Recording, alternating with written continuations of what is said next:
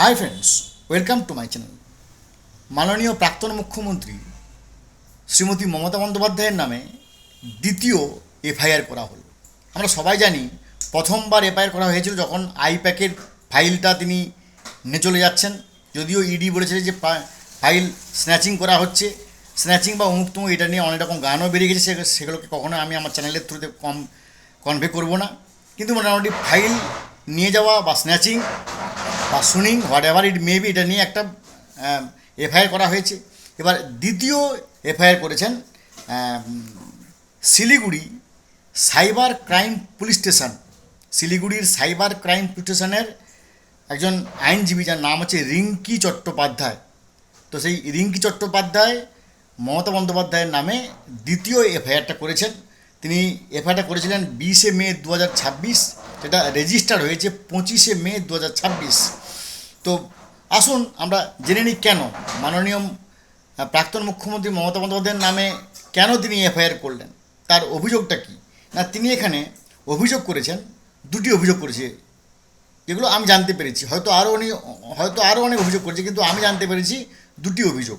একটা হচ্ছে উত্তরবঙ্গে 2026, মানে এই কারেন্ট বছরে 2026 সালে উত্তরবঙ্গে উনি ভোট প্রচারে গিয়ে যেটা রিঙ্কি চট্টোপাধ্যায় মহোদয় বলেছেন, এটা আমার কথা নয়, আইনজীবী Rinki Chattopadhyay cyber crime police station শিলিগুড়িতে তিনি যে অভিযোগ করেছেন, তাতে তিনি তার অভিযোগ নোটে এটা লিখেছেন যে বিধানসভা ভোটের প্রচারে সনাতন ধর্মকে উনি গন্ডা ধর্ম বা নোংরা ধর্ম বলে বলেছিলেন। জানি না কবে বলেছেন, কিন্তু রিঙ্কি চট্টোপাধ্যায় বলেছেন যে তিনি নাকি সনাতন ধর্মকে বলেছিলেন গন্ডা ধর্ম ইজিক্যাল টু নোংরা ধর্ম। তার জন্য প্রথম অভিযোগ। দ্বিতীয় অভিযোগ হচ্ছে যে কোনো একটি সম্প্রদায় আক্রমণ করলে অন্য একটি সম্প্রদায়ের উপর তার 12টা বেজে যাবে যদি উনি না থাকেন। তার মানে পরিষ্কার করে একটা অন্য সম্প্রদায়ের উপর, অন্য সম্প্রদায়ের উপর একটা আতঙ্ক, একটা বিদ্বেষ, ঘৃণা, এই দুটি অভিযোগ করেছেন। এবং তিনি কোন কোন ধারা এখানে করেছেন না, ভারতীয় ন্যায় সংহিতার তিনি 351 ধারার এক উপধারা প্রয়োগ করেছেন, যার নাম হচ্ছে ক্রিমিনাল ইন্টিমিডেশন। অর্থাৎ আমি আপনাকে ভাই কেটে দেবো, মেরে দেবো, এই করবো সেই করবো, অনেক সময় হয় ঝগড়ার সময়, তার নাম হচ্ছে ক্রিমিনাল ইন্টিমিডেশন বা হুমকি, যেটা ভারতীয় ন্যায় সংহিতার 351 ধারার 1 উপধারায় মামলা করেছেন।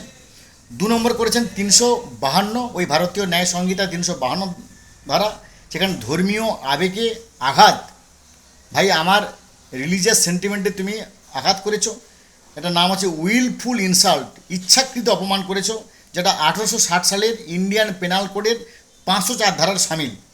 এবং 3 নম্বর করেছেন ওই ভারতীয় ন্যায় সংহিতার 353 ধারার 2 উপধারা।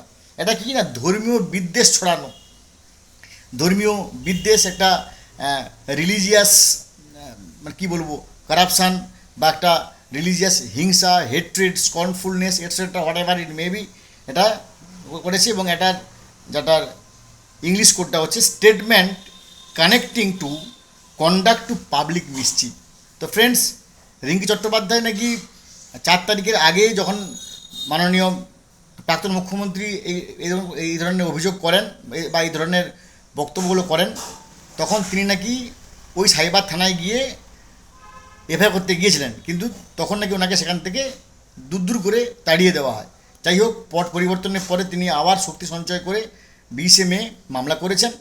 এখন দেখার বিষয় এই 351(1), 352 এবং 353(2) উপধারায় পুলিশ কীরকম ব্যবস্থা নেয়। ভালো থাকুন, have a good day, thanks.